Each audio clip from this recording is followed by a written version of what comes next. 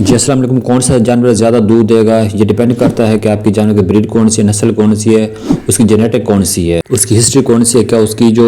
والدہ تھی یا اس کی جو جانور کی مدر تھی کیا وہ زیادہ دودھ دیتی تھی، کم دودھ دیتی تھی، اس میں کون سے پرابلم تھے۔ ان سب چیزوں کے علاوہ کچھ اور باڈی سکورنگ ہوتی ہے، ہم جانور کو دیکھ کر فیصلہ کرتے ہیں کہ یہ جانور کتنا زیادہ دودھ دے گا۔ جی میں ہوں ڈاکٹر شوکت، میرے چینل کو سبسکرائب، لائک، کامنٹ دوستوں کے ساتھ شیئر کریے، اور چلتے ہیں جلدی سے آج کی ویڈیو کی طرف کہ ہم کیسے فیصلہ کریں گے کہ ہمارا جانور کتنا دودھ دینے والا ہے۔ دیکھتے ہیں آج کے کچھ باڈی سکورنگ پوائنٹس۔ یہ جانور جب خریدتے ہیں تو کچھ چیزوں کا خیال رکھنا چاہیے کہ آپ کا جانور آپ کس قسم میں لے رہے ہیں۔ کل کو جانور آپ کے پاس آ جاتا ہے اور دودھ نہیں دیتا یا میکسیمم دودھ نہیں دیتا تو آپ کو جو خوراک پہ آپ اس کی انویسٹ کر رہے ہیں آپ کو اس کا الٹا نقصان ہوگا۔ کچھ ایسے پوائنٹس ہوں گے کہ ہم جن کو پہچان کر جانور خرید سکیں گے اور جو جانور ہمارے پاس آ کے زیادہ سے زیادہ دودھ دے گا۔ سب سے پہلے چڈا دیکھا جاتا ہے، جانور کا چڈا کس طرح ہے، اس کا حیوانہ کس طرح ہے۔ کیا اس کی صرف ہم شکل دیکھ کے نہیں فیصلہ کریں گے کہ یہ دودھ کل کو کتنا دے گا، کیا چڈا بڑا ہے یا چھوٹا ہے یا درمیانہ ہے۔ ہم نے چڈے کو جو سائز کے علاوہ اس کو ہاتھ لگا کے پلپیٹ کر کے دیکھنا ہے کہ اس میں کوئی گلٹیاں تو نہیں ہے، اس میں کوئی اس طرح کی چیزیں تو نہیں ہے کہ اس جانور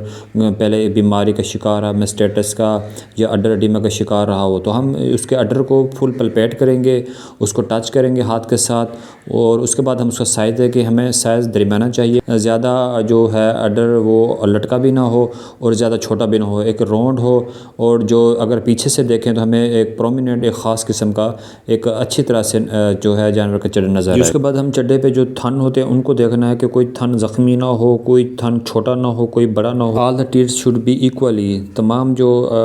تھن ہوتے ہیں اور جو ہیں ٹیٹس ہیں وہ برابر ہونے چاہیے، ان کا سائز برابر ہو، اور وہ ٹچ کرنے پہ آپ کو پتہ چل جائے کہ وہ نرم ہے یا سخت ہیں، زیادہ سخت بھی نہیں ہونے چاہیے اور زیادہ نرم بھی نہیں ہونے چاہیے۔ اس کے بعد ہم تھنوں پہ دیکھیں گے کہ کوئی تھن اس تھن پہ کوئی زخم تو نہیں ہے۔ اگر جانور دودھ دے رہا ہے تو آپ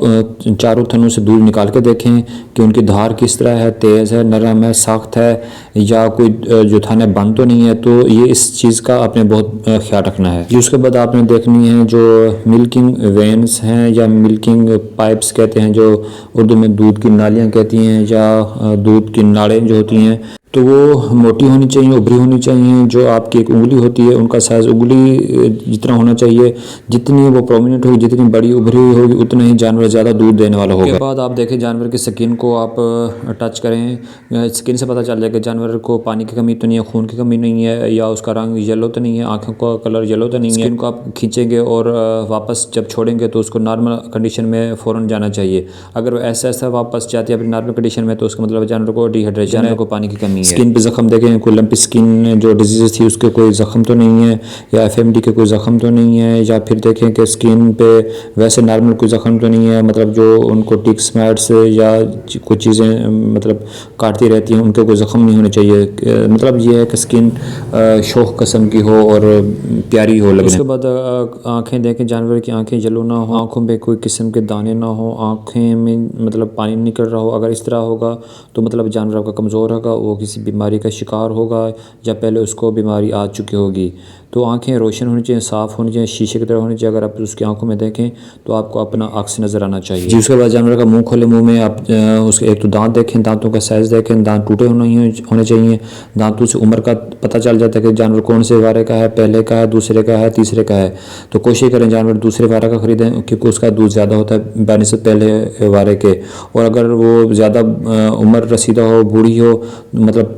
5-6 وار تو وہ جانور بھی نہ خریدیں۔ اس کے بعد منہ میں چھالے دیکھیں، اگر جانور کی زبان پہ ارد گرد کچھ چھالے ہیں، دانتوں کے ساتھ کچھ چھالے ہیں، تو مطلب یہ ہوگا کہ جانور کو کبھی نہ کبھی ایف ایم ڈی کا حملہ ہوا ہو، اور اگر جانور کو کبھی نہ کبھی ایف ایم ڈی گزر چکی ہو تو وہ کبھی بھی زیادہ سے زیادہ دودھ نہیں دے گی، تو اس جانور سے پرہیز کریں، اسے مت خریدیں۔ جانور کی دم دیکھیں، دم جانور کی صاف ستھری ہونی چاہیے، لمبی ہونی چاہیے۔ اس کے بعد آپ دیکھیں دم باریک ہونی چاہیے، وکھی پسلی بھی دیکھیں، وکھیاں جو ہیں وہ کمان کی طرح ہونی چاہیے اور جانور مطلب سیدھا ہو۔ اور اس کے بعد دیکھیں کہ جانور کا جو پٹھا ہے وہ بھی موٹا اور چوڑا ہونا چاہیے۔ جانور کو چلا کے دیکھیں، اس کی ٹانگوں میں کوئی مسئلہ نہ ہو، اگر ٹانگیں خراب ہے یا چلنے میں اس کو دشواری ہے تو الٹیمیٹلی وہ چل لے گا نہیں اور چلے گا نہیں تو پھر آپ کو دودھ پورا نہیں دے گا۔ تو جانور کو آپ چلا کے دیکھیں، اور خاص طور جب چل رہے ہیں تو دیکھیں کہ اس کا جو اڈر ہے، اس کا جو حیوانہ ہے، اس کا جو چڈا ہے وہ ٹانگوں میں پھنس تو نہیں رہا، اگر پھنس رہا ہے تو اس کا مطلب ہے اس سے چلنے میں دشواری ہوگی اور دودھ بھی وہ کم دے گا۔ میں تو مشورہ یہ دیتا ہوں کہ جانور کو کبھی بھی پریگننٹ حالت میں، مطلب گبھن جانور جانور کبھی نہ خریدیں،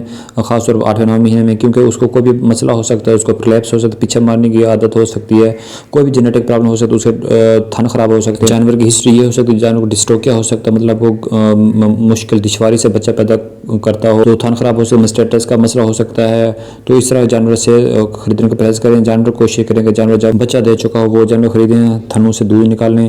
دودھ کی دھاریں دیکھیں، حیوانہ خالی کر کے دیکھیں، حیوانہ اگر فٹ بال کی طرح جس طرح ہوا نکالتے ہیں اس طرح شکل ہو جائے تو پھر ٹھیک ہے، اگر حیوانہ مطلب اپنی اصل پوزیشن میں نہیں جاتا، لٹکا رہتا ہے، تو مطلب وہ اس کو کوئی نہ کوئی بیماری ہو سکتی ہے۔ جی اگر ان پوائنٹس پہ آپ نظر ثانی کریں گے، ان کو باندھ لیں گے، تو انشاءاللہ آپ ایک اچھا جانور خریدیں گے، اچھا جانور کی علامت ہوتی ہے اچھے ڈیری فارم کی، اور اچھا ڈیری فارم جو ہے وہ آپ کو پروفٹ اور زیادہ سے زیادہ پروفٹ دے گا، اور آپ کو بزنس کو ترقی ملے گی۔ جی تھینک یو، اللہ حافظ۔